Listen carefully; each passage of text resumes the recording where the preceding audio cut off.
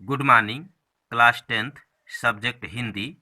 हिंदी काव्य के अंतर्गत 12वां अध्याय भाषा एकमात्र अनंत है। कवि हैं अशोक वाजपेयी जी। तो आइए देखते हैं अशोक वाजपेयी जी का संक्षिप्त जीवन परिचय। नाम अशोक वाजपेयी। जन्म 1941 ईस्वी। जन्म स्थान सागर, मध्य प्रदेश। शिक्षा भारतीय प्रशासनिक सेवा परीक्षा। संपादन समवेत पहचान पूर्वग्रह, समास और बहुवचन पत्रिकाएं। लेखन विधा कविता और आलोचना। भाषा हिंदी और अंग्रेजी। प्रमुख रचनाएं एक पतंग अनंत में, अगर इतने से, तत्पुरुष, थोड़ी सी जगह आदि। साहित्य में स्थान आधुनिक कवि, आलोचक, संपादक और संस्कृत कर्मी के रूप में महत्वपूर्ण स्थान है। आधुनिक कवि, आलोचक, संपादक और संस्कृत कर्मी अशोक वाजपेयी का जन्म 1941 ईस्वी में मध्य प्रदेश के सागर में हुआ।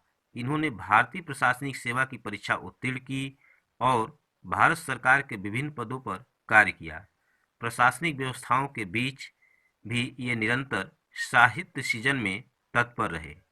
मध्य प्रदेश में भारत भवन उस्ताद अलाउद्दीन खां संगीत अकादमी, ध्रुपद केंद्र चक्रधर नृत्य केंद्र, मध्य प्रदेश आदिवासी लोक कला परिषद आदि संस्थाओं की स्थापना करके वर्षों तक उसके संचालन के अलावा महात्मा गांधी अंतर्राष्ट्रीय हिंदी विश्वविद्यालय वर्धा के पहले कुलपति भी बने रहे।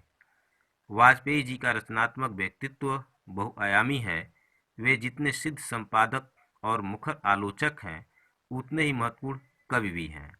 उन्होंने समवेत पहचान पूर्वग्रह, समास और बहुवचन आदि पत्रिकाओं के संपादन के साथ कुमार गंधर्व, निर्मल वर्मा, सृजनात्मक आलोचना आदि का संचयन और मुक्तिबोध तथा शमशेर बहादुर सिंह की चुनी हुई कविताओं का संपादन भी किया।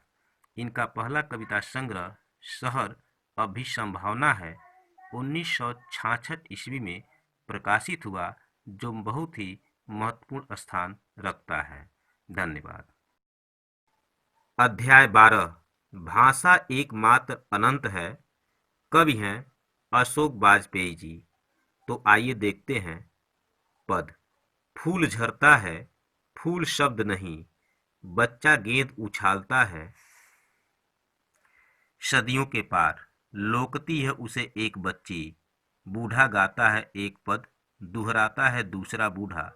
भूगोल और इतिहास से परे, किसी दालान में बैठा हुआ। न बच्चा रहेगा न बूढ़ा, न गेंद न फूल न दालान, रहेंगे फिर भी शब्द। भाषा एकमात्र अनंत है। शब्दार्थ।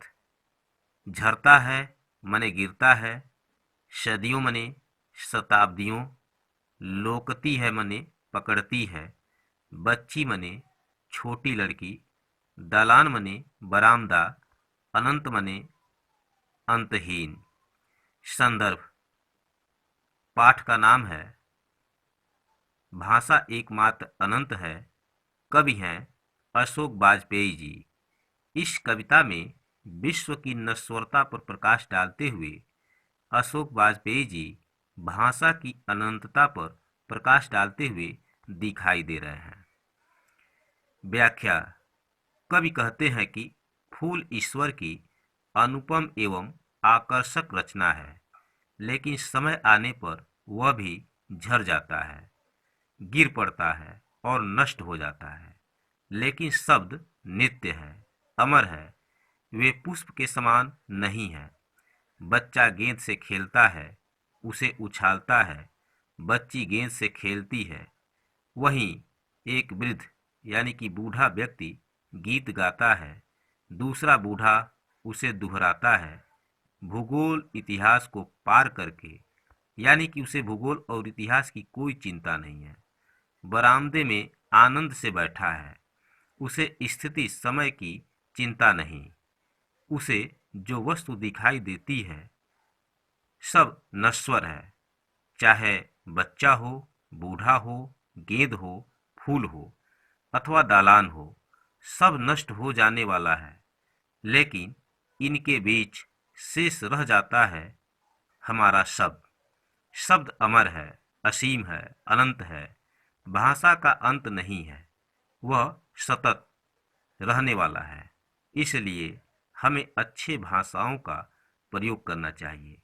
यही कवि का उद्देश्य भी है।